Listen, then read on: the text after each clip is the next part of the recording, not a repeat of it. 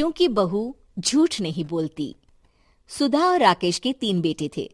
शादी के बाद तीनों माँ बाप से दूर रहते और सिर्फ त्योहारों में आते। माँ जी, पिताजी, अगली बार आप लोग हमारे घर आइएगा। अरे नहीं बहू, सब यहीं आ जाते हैं तो घर खिला खिला लगता है। हाँ बहू, तू हमेशा बुलाती है तो जरूर आएंगे तेरे पास भी। हाँ हाँ, दीदी का घर बड़ा जो है, सब कुछ आपने शादी के बाद दीदी को ही तो दे दिया था। हमें भी दिया होता तो हम भी बड़ा घर लेते। क्यों सुनील? अरे नहीं, पापा ने सबको एक बराबर ही दिया है। छोटी बहू, क्या चाहिए तुम्हें, बोलो। वो आपके सोने की चेन वाली घड़ी है ना, वो अगर आप मुझे। तभी वहाँ मजली बहू भी आ जाती है। और मुझे ना आपका मंगलसूत्र कितना लंबा, सुंदर और भारी भी है। अरे हाँ हाँ, तुम दोनों को ही दूंगी बहू, चिंता न करो। चलो अब खाना लगाओ, खाना खाया जाए। सभी मिलकर खाना खाते हैं कि पड़ोसन आ जाती है। अरे सुधा बहन, थोड़ी चीनी तो देना, घर में शक्कर नहीं है और मेहमान सर पर बैठे हैं। अरे छोटी बहू, चाची को शक्कर तो दे दो। अरे मजली दीदी, आप दे दीजिए ना, मैं यहाँ कम आती हूँ तो मुझे पता ही नहीं है कि सासू माँ सारी चीजें कहाँ रखती है। और तुम, मैं कौन सा यहाँ रोज शक्कर फाँकने के लिए आती हूँ, मुझे भी नहीं है पता। तभी बड़ी बहू हाथ में चीनी की कटोरी लेकर आती है। चाची, शक्कर आप लोगों का बड़ा सहारा है माँ जी और पिताजी को, वरना हम लोग तो यहाँ रहते ही नहीं।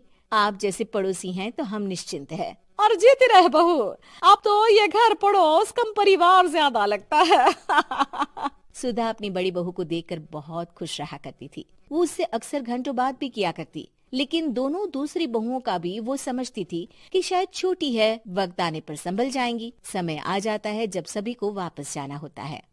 माँ जी, हम लोगों की फ्लाइट पहले है, हमें इजाजत दे। वो सास के गले लगकर चली जाती है। थोड़ी देर बाद छोटी बहू कहती है, माँ जी, मैं ना ये सोफे के कवर और चादरें ले जा रही हूँ, यहाँ तो ऐसी ही पड़ी रहेंगी। हाँ हाँ बहू, ले जा। और कुछ चाहिए तो बोल। और तो चाहिए बहुत कुछ, पर चलिए कोई बात नहीं, अगली बार ले जाऊंगी मैं। ऐसे ही मंजली बहू भी घर का बहुत सारा सामान ले जाती है। सभी के जाने के बाद सुधा राकेश से कहती है, घर कितना सूना लग रहा है ना। हाँ, और खाली भी। तुम्हारी दोनों बहुएं सब बटोर गई। अरे ठीक है ना, हम दोनों ही तो हैं, कितना सामान लगेगा। फिर उन लोगों की नई गृहस्थी, इतना मत सोचा करे। समय बीतता है। ऐसे ही हर साल त्योहारों में सुधा और राकेश के बच्चों की बहू आते और जाते वक्त ढेर सारा सामान पैक कर कर ले जाती। लेकिन कुछ ही सालों में सुधा का देहांत हो जाता है। पिताजी, आप यहाँ अकेले क्या करेंगे? हम लोगों के साथ चलिए। अरे नहीं बहू, इस घर में सुधा की यादें हैं, मैं उसे नहीं छोड़ सकता हूँ। अब तुम लोगों की माँ नहीं रही। देख लो, वैसे तो मैंने उसके जीते जी सब कुछ दे दिया है, लेकिन कुछ उसका पर्सनल कीमती सामान था जो ये है, ले लो। सामान में होती है एक घड़ी और एक मंगलसूत्र। माँ जी ने कहा था कि वो ये घड़ी मुझे देंगी। हाँ हाँ, पिताजी, माँ ने सबके सामने ये घड़ी सरिता को देने के लिए कहा था। उठा लो सरिता माँ की घड़ी। अब क्या था, छोटी बहू फट से घड़ी उठा लेती है। और पिताजी, ये मंगलसूत्र तो माँ ने मुझे ही देने को कहा था, याद है ना? वो सभी की ओर इशारा करती है। तू भी ले ले ये हार बेटा, कोई बात नहीं। मंजली फटाक से हार उठा लेती है। ससुर बड़ी बहू की तरफ देखते हैं। तुझे क्या दूं बेटा? पिताजी, माँ ने एक चीज मेरे लिए भी रखी है।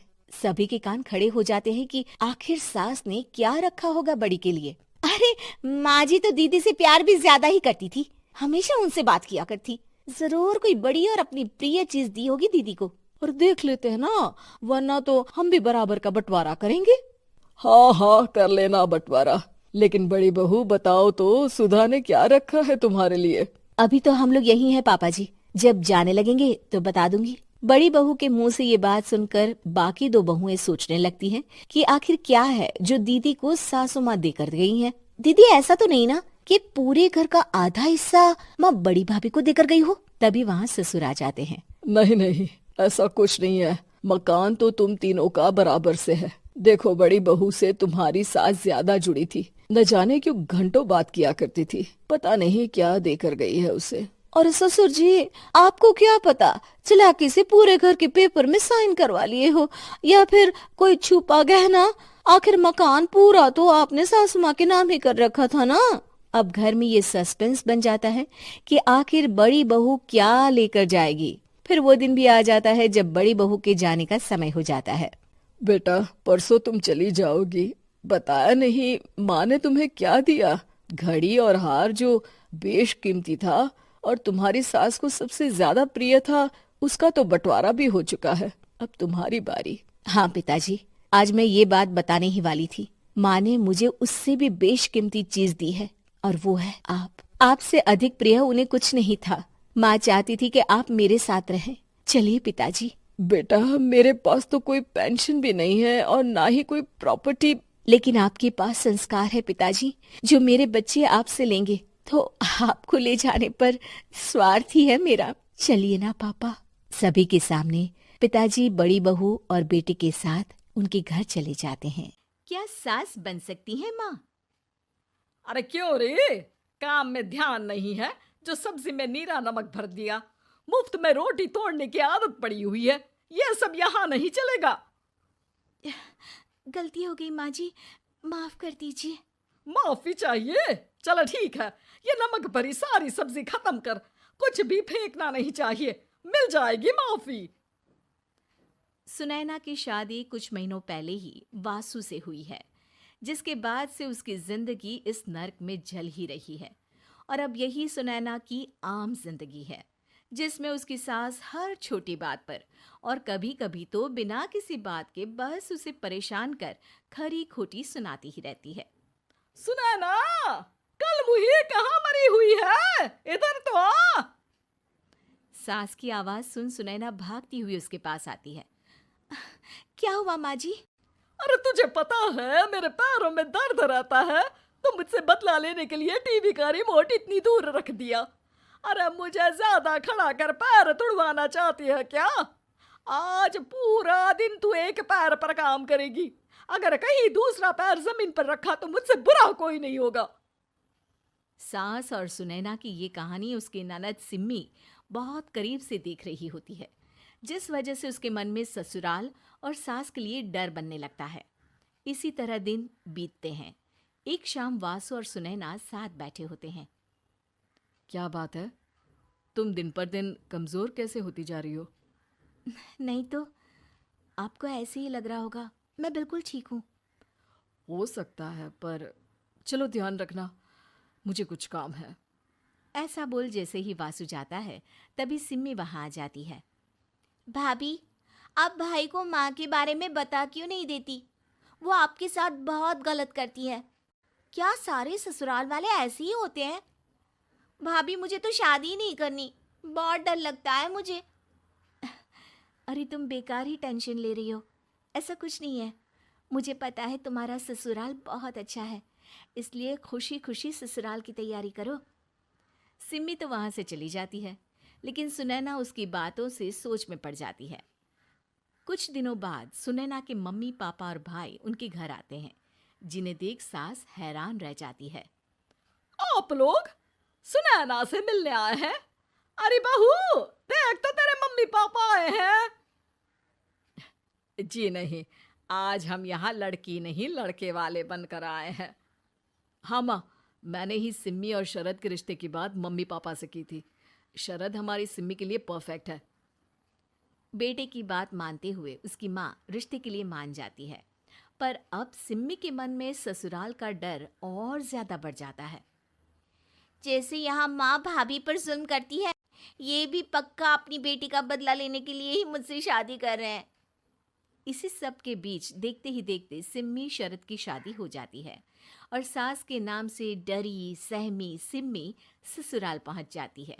जहां पहुंचते ही वो डरते हुए बोलती है, मम्मी जी, मैं अभी पूरे घर का काम कर दूंगी और जॉब भी छोड़ दूंगी। जैसे आप कहोगी मैं सब कुछ वैसे ही करूंगी। अरे इतना डर क्यों रही हो? और अभी घर आई हो, कोई काम करने की जरूरत नहीं। नई शादी है, कुछ दिन आराम करो, घूमो फिरो। रही बात घर या जॉब की, तो वो तुम्हारी चॉइस है, कोई तुम्हें नहीं रोकेगा। सास का ऐसा व्यवहार देख सिम्मी हैरान रह जाती है और अपनी भाभी सुनैना का ससुराल में पहला दिन सोचने लगती है। चलो हो गया कार्यक्रम खत्म, जा वासु आराम कर।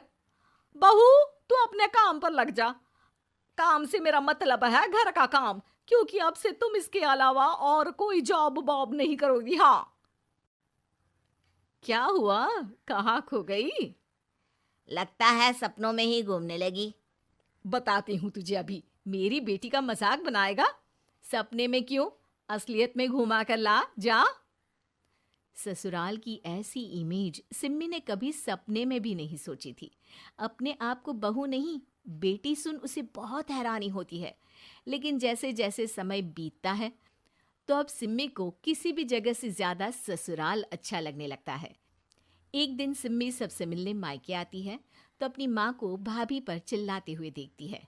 अरे करमजली, अगर मुझे इतना ही पैसा खर्च करना होता तो तेरी जगह घर में नौकरानी ना रख लेती। तुझे लेकर आई जिस नौकरानी का पैसा बचे, पर तू तो उससे भी ज्यादा खर्चा करा रही है। बस माँ, तुम्हें कोई कुछ बोलता नहीं तो हर हद पार करोगी क्या?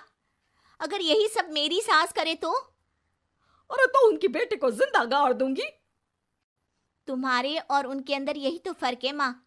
तुम उनकी बेटी के साथ क्या क्या करती हो, सब कुछ पता होने पर भी वो तुम्हारी बेटी को पलकों पर बिठा कर रखते हैं। एक आप है, उनकी बेटी को अपनी बेटी जैसा तो क्या बहू तक नहीं समझती। माँ, आपको सुनकर मिर्ची जरूर लगेगी, लेकिन मेरी सास मेरी माँ से अच्छी माँ और सास दोनों हैं। इस पर सिम्मी अपनी माँ को अपने ससुराल और उसके प्यार के बारे में सब कुछ बताती है, जिसे सुन सुनैना की सास को अपनी हर गलती का एहसास होता है।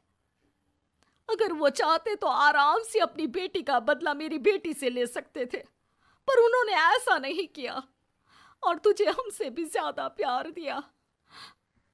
तुम दोनों ही मुझे माफ कर दो। इसके बाद तो जैसे सुनैना की सास का रूप पूरी तरह बदल जाता है। Mission successful.